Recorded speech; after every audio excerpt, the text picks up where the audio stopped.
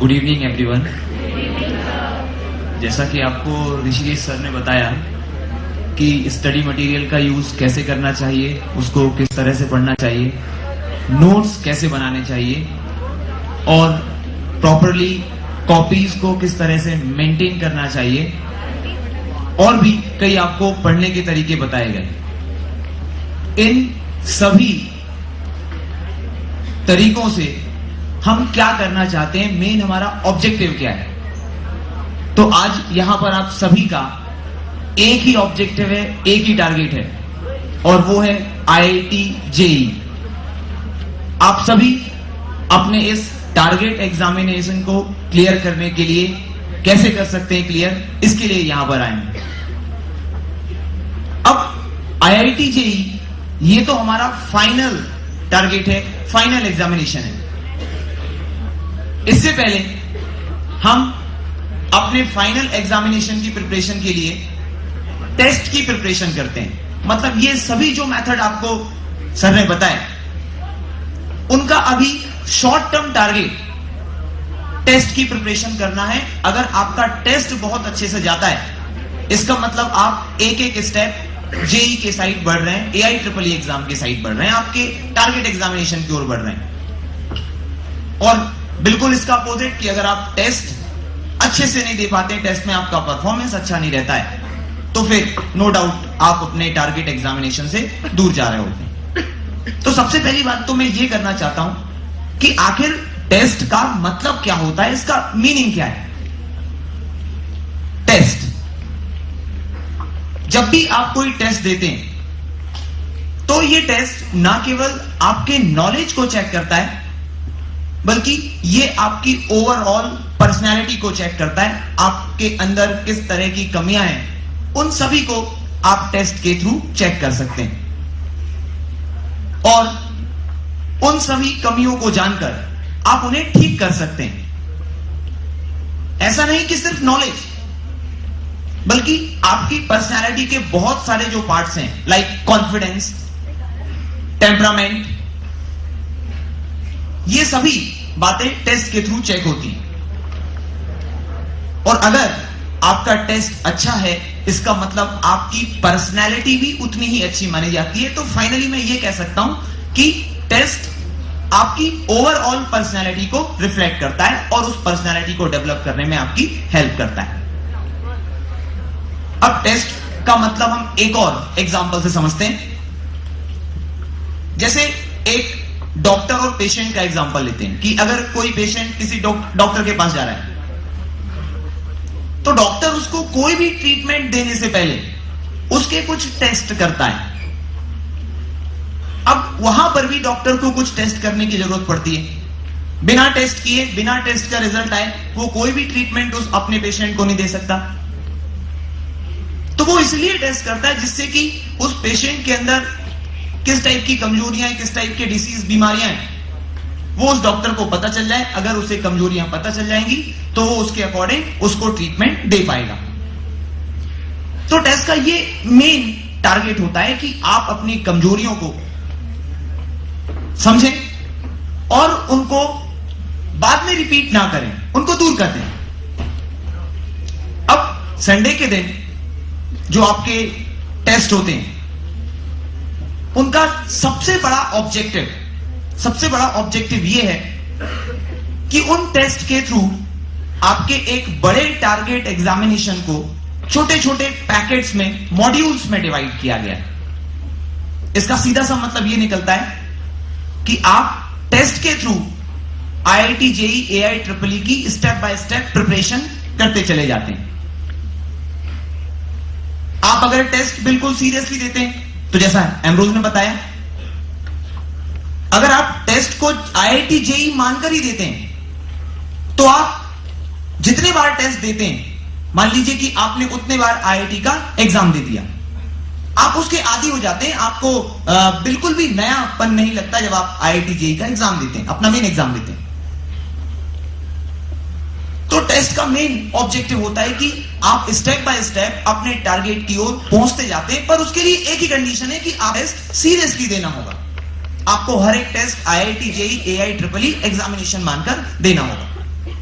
तो ये टेस्ट का मेन ऑब्जेक्टिव होता है और इसी के अकॉर्डिंग आपके पेपर बनाए जाते हैं, टेस्ट पेपर बनाए जाते हैं। सेकंड, ये ऑब्जेक्टिव होता है टेस्ट का कि आप किसी एग्जाम से पहले एक सब्जेक्ट, उसके एक चैप्टर, उसके एक छोटे से पोर्शन को किस तरह से प्रिपेयर कर सकते हैं, उसको किस तरह से टाइम लिमिट के अंदर प्रिपेयर कर सकते हैं, वो आप टेस्ट से पहले के 1 हफ्ते में या 2 हफ्ते में समझ जाते हैं। जैसे कि आज डिक्लेयर होता है कि आपका टेस्ट नेक्स्ट संडे को है, आपके पास पूरे 7 दिनों का टाइम है, 10 दिनों का टाइम है, जितना भी टाइम है, तो आप उस टेस्ट के अकॉर्डिंग अपनी प्रिपरेशन को आज से ही स्टार्ट करते जाते हैं, उस चैप्टर को, उस पोर्शन को उन दिनों में डिवाइड कर लेते हैं। तो इससे आप टेस्ट से पहले अपने आप को प्रिपेयर करना सीखते हैं। इसके बाद टेस्ट का एक और मेन ऑब्जेक्टिव होता है कि टेस्ट के थ्रू आप एग्जामिनेशन के, टारगेट एग्जामिनेशन के पैटर्न को समझते हैं। जैसा कि अभी आपको जेई पैटर्न के बारे में बताया कि कई टाइप के क्वेश्चंस आते हैं, like single choice objective, multiple choice objective, matrix math comprehension, reasoning type questions. तो इन सभी क्वेश्चंस को सॉल्व करने की अपनी एक अलग ही अप्रोच होती है। किसी में आपका नॉलेज इंपॉर्टेंट होता है, किसी में आपकी रीडिंग स्किल्स इंपॉर्टेंट होती। तो टेस्ट आपको सभी क्वेश्चंस के बारे में, उनके पैटर्न के बारे में समझाता है और फिर यह भी आपको पता चलता है कि एक कंसेप्ट को कितने डेप्थ से पूछा जा सकता है किसी क्वेश्चन के थ्रू। तो ये सब बातें आपको टेस्ट के थ्रू समझ में आती है कि क्वेश्चन की डेप्थ क्या होती है किसी भी टारगेट एग्जामिनेशन में, और कितने डेप्थ तक एक सिंपल से कंसेप्ट को पूछा जा सकता है। आप जो क्लास में पढ़ते हैं, आपने कोई कंसेप्ट क्लास में पढ़ लिया, आपको वो कंसेप्ट समझ में भी आ गया, पर जब कई बार उस कंसेप्ट पर बेस्ड हमारे सामने क्वेश्चन आता है तो सेम कंसेप्ट पर बेस्ड क्वेश्चन हम सॉल्व नहीं कर पाते। अब प्रॉब्लम कहां है कि पूरा चैप्टर हमें आता है। मैं एक एग्जांपल लेना चाहूंगा कि सिंपल से 3 कंसेप्ट हैं न्यूटन लॉ ऑफ मोशन के, first law, second law, third law.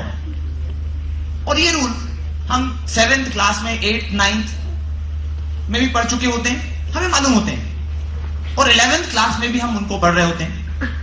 और बहुत ही सिंपल से ये रूल है, इनको समझने में मेरे ख्याल से किसी को भी कोई प्रॉब्लम नहीं होती कि ये रूल ऐसा अप्लाई होता है, ऐसा। पर हां, जब इन्हीं पर बेस्ड आप क्वेश्चन सॉल्व करने जाते हैं तो इन्हीं पर जो क्वेश्चन होता है वो आपसे नहीं बन पाता। तो फिर कमी कहां पर है? तो कमी वहां पर होती है कि आपको ये कंसेप्ट पता तो है, पर आप इन कंसेप्ट का एप्लीकेशन नहीं जानते कि इनको कैसे अप्लाई करें। इसी एक क्वेश्चन में इनको कैसे अप्लाई किया जाना चाहिए, कौन सा कंसेप्ट कब अप्लाई होगा, एक कंसेप्ट के एप्लीकेशन को आप नहीं समझते। तो जब भी आप कोई टेस्ट सीरियसली देते हैं, मैं बार बार कह रहा हूं कि ये सारी बातें आप तभी समझ पाएंगे जब आप किसी टेस्ट को IIT जेईई मानकर देंगे, बिल्कुल सीरियस प्रिपरेशन के साथ देंगे। तो आप टेस्ट के थ्रू किसी कंसेप्ट को कैसे अप्लाई करना है, उसका एप्लीकेशन क्या है, ये डिटेल में समझ जाते हैं डिफरेंट क्वेश्चंस के थ्रू। इसके बाद टेस्ट जब आप देते हैं, कई बार आपको आता सब कुछ है, पर जब रिजल्ट आपके सामने आता है, आप क्वेश्चन भी अटेम्प्ट करके आए होते हैं और रिजल्ट आपके सामने आता है, तो आपके मार्क्स कम आते हैं, एक्सपेक्टेड जितने भी आपने कैलकुलेट किए थे उससे कम आते हैं। फिर आप देखते नहीं कि मेरे मार्क्स कम किस वजह से हुए, तो उसका एक ही रीजन सामने आता है कि आपने कुछ सिली मिस्टेक्स टेस्ट में की होती हैं, जिसकी वजह से आपके बहुत सारे मार्क्स कट गए। अब सिली मिस्टेक्स कुछ भी हो सकती हैं, इनकी कोई डेफिनेशन नहीं होती। कुछ स्टूडेंट कैलकुलेशन में, सिंपल कैलकुलेशन में भी सिली मिस्टेक कर देते हैं, कंसेप्ट को अप्लाई करने में सिली मिस्टेक हो सकती है। सिली मिस्टेक किसी भी टाइप की हो सकती है, उसकी कोई डेफिनेशन नहीं। तो टेस्ट के थ्रू जब आप टेस्ट देते हैं, सीरियसली टेस्ट देते हैं, तो उसके थ्रू आप सिली मिस्टेक्स को समझते हैं और उनको बाद में रिपीट करने से बचते हैं,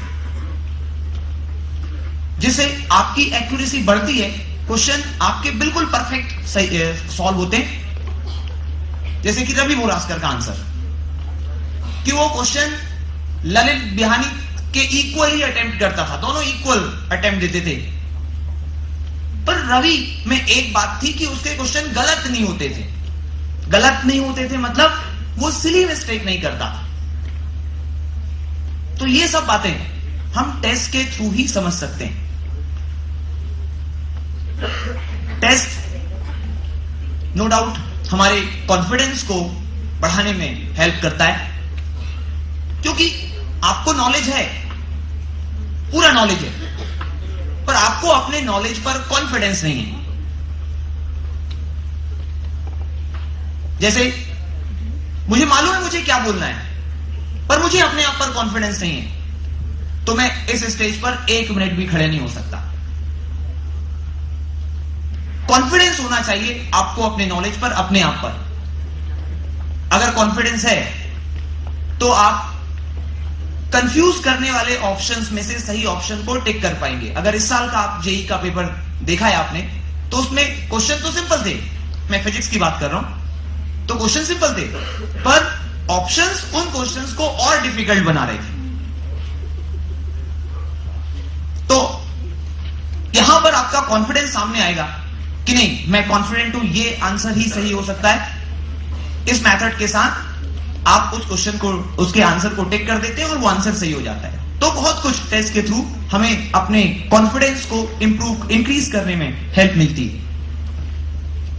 एक बात और देखी गई है, बहुत ही कॉमन सी बात है, कि जब भी कोई पेपर हमारे सामने आता है, कोई भी एग्जाम हम देते हैं, तो अगर शुरुआत के क्वेश्चन हम देखें, फर्स्ट क्वेश्चन आपने देखा नहीं बना, सेकंड क्वेश्चन आपने देखा वो भी नहीं बना, थर्ड क्वेश्चन देखा वो भी नहीं बना, तो हम अचानक से डर जाते हैं, हमारे हाथ पांव कांपने लगते हैं और हम डिसाइड कर लेते हैं कि नहीं, हम इस टेस्ट में कुछ भी नहीं कर सकते।